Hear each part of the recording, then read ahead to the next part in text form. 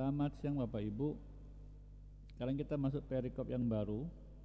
Kita masuk di Matius 8 ayat 1 hingga 4 tentang Tuhan Yesus menyembuhkan seseorang yang sakit kusta. Saya akan bacakan. Setelah Yesus turun dari bukit, orang banyak berbondong-bondong mengikuti dia. Lalu datanglah seorang yang sakit kusta kepadanya, lalu sujud menyembah dia dan berkata, "Tuan, jika Tuan mau, Tuan dapat mentahirkan aku." Lalu Yesus mengulurkan tangannya, menjamah orang itu dan berkata, "Aku mau, jadilah engkau tahir." Seketika itu juga tahirlah orang itu daripada kustanya. Lalu Yesus berkata kepadanya, "Ingatlah, jangan engkau memberitahukan hal ini kepada siapapun, tetapi pergilah, perlihatkanlah dirimu kepada imam dan persembahkanlah persembahan yang diperintahkan Musa sebagai bukti bagi mereka." Amin. Tadi kan Bapak Ibu, setelah Yesus berkhotbah panjang lebar minggu yang lalu, dia berkhotbah panjang lebar bagaimana dia memberitakan firman Tuhan. Tapi setelah dia memberitakan firman Tuhan, kemudian turun dari bukit, kemudian orang banyak berbondong-bondong mengikutinya. Tapi ada juga orang sakit kusta mohon kesembuhan dari Tuhan, dan Tuhan sembuhkan, saudara, orang penyakit kusta tersebut saat itu juga. Tapi apa pesan Tuhan, saudara? Ketika disembuhkan, Tuhan ingin orang itu jangan memberitahukan kepada siapapun, hanya memperlihatkan saja boleh. Perlihatkan di mana? Di Bait Allah, kepada ahli-ahli Taurat, juga kepada ahli-ahli agama, kemudian beli persembahan. Menarik, saudara, firman Tuhan kali ini. Bagaimana orang yang disembuhkan itu enggak harus diekspos. Bagaimana Tuhan menyembuhkan orang, tidak boleh satu orang pun yang tahu. Kemudian bagaimana Tuhan memberi jalan keluar ucapan syukur orang yang telah sembuh adalah memberi persembahan ke gereja atau persembahan-persembahan sesuai aturan kitab Musa. Ada dua hal yang saya pelajari di sini, Bapak Ibu. Pertama, orang itu disembuhkan. Kalau Tuhan berkata, "Ingatlah, jangan kau memberitahukan hal ini kepada siapapun," itu artinya Tuhan menyembuhkan orang ini dengan keadaan tersembunyi, ya. Jadi kalau Tuhan berkata jangan memberitahukan kepada siapapun, berarti Tuhan menyembuhkan orang ini dengan sembunyi-sembunyi.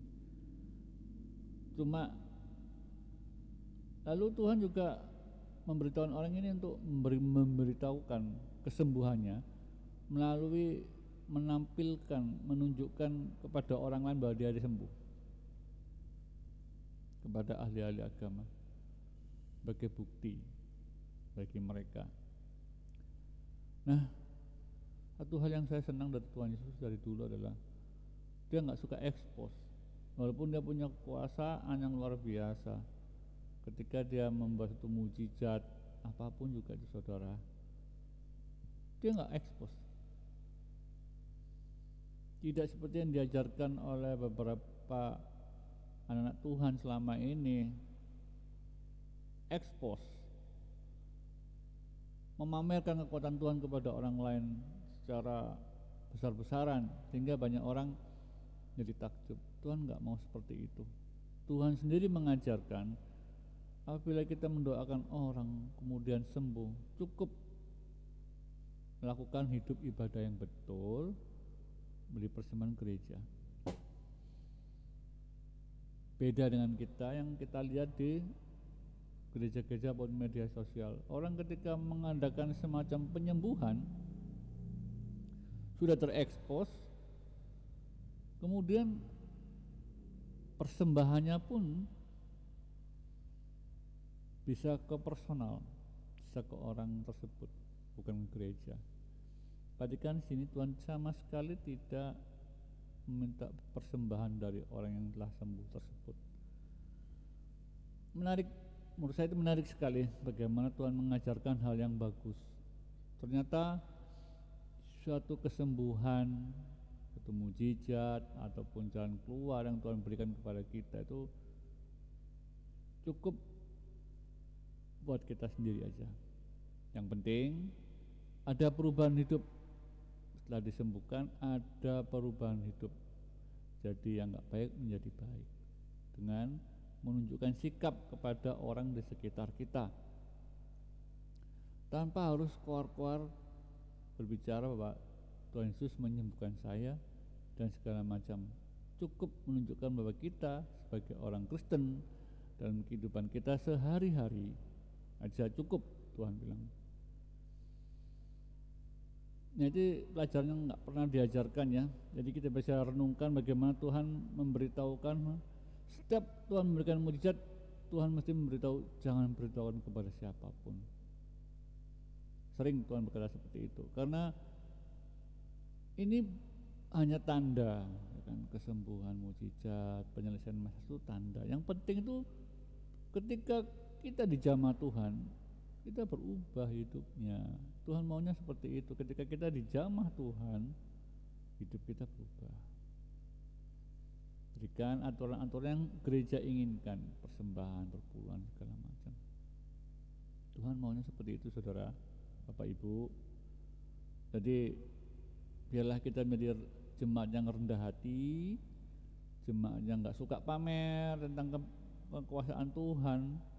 Cukup sikap kita, hidup kita baik, sopan santun, tahu aturan, bersih, pokoknya berubahlah dari kehidupan kita yang kemarin, terutama tutur kata kita, cukup bagi Tuhan. Pelayanan yang luar biasa adalah tubuh. Tuhan bilang persembahkanlah tubuhmu. Kalau tubuh kita gunakan untuk melakukan yang berkenan di hadapan Tuhan, cukup, Tuhan bilang. Lain-lain itu kutambahkan, Tuhan bilang. Nah, melalui firman Tuhan ini, biarlah firman ini menjadi renungan bagi kita, menjadi perhatian kita, untuk kita lebih sungguh-sungguh lagi membaca firman Tuhan, kemudian mengaplikasikannya dalam kehidupan kita sehari-hari.